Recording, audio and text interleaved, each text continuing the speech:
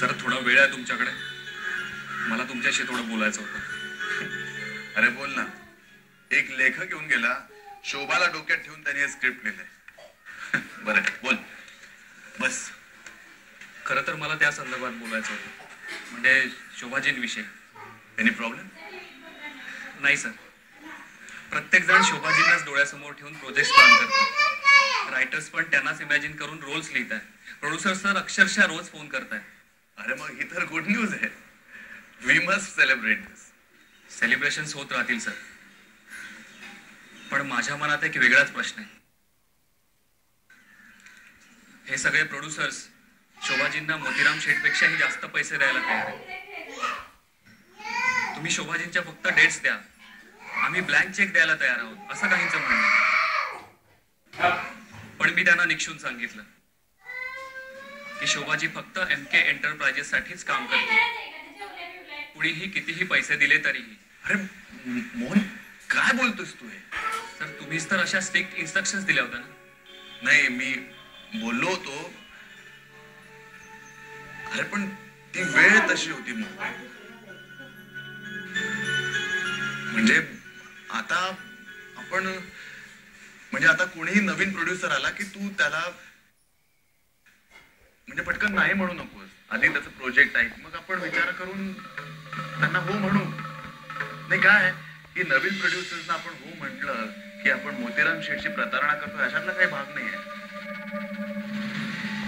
आणि शोभाला इतका पैसा ऑफर केला जातो या सगळ्या प्रोड्युसर्स कडनं, म्हणजे उगाच नाही. शी डिझर्व्स इट ना. तिचा अभिनय त्यात चांगला आहे म्हणून लोक तिला इतका पैसा द्यायला तयार झाले.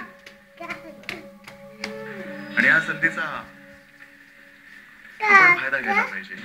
म्हणजे तू एक PA म्हणून तिचा भाव कसा वाढेल याच्याकडे लक्ष दे. आणि हीच गोष्ट मोतीराम शेठच्या कानावर आपण घालूयात. त्यांना जर पटलं तर ठीक आहे, नाहीतर नवीन प्रोड्युसर आणि नवीन फिल्म. सर काय बोलताय तुम्ही?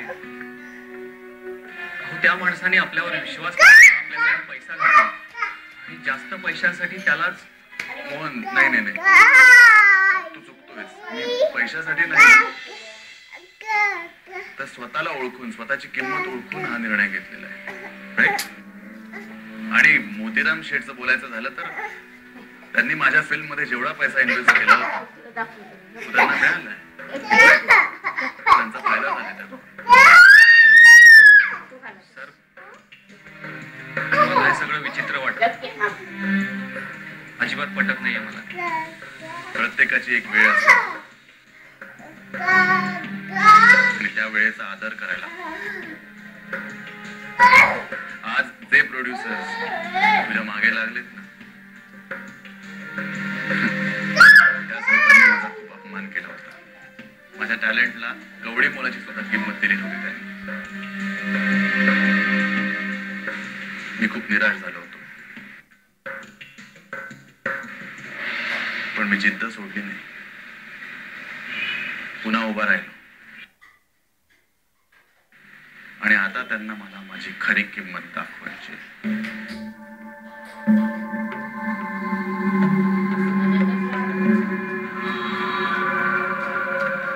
मोहन, कुणालाही नाही म्हणू नकोस.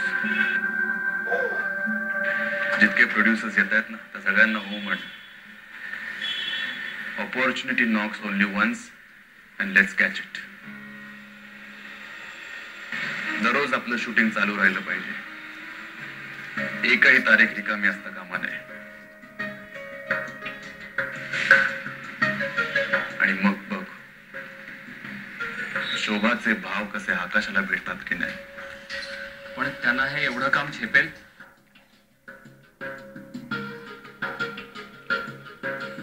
मला वाटतं त्यांच्या तब्येतीला एवढी दगदग झेपायची नाही.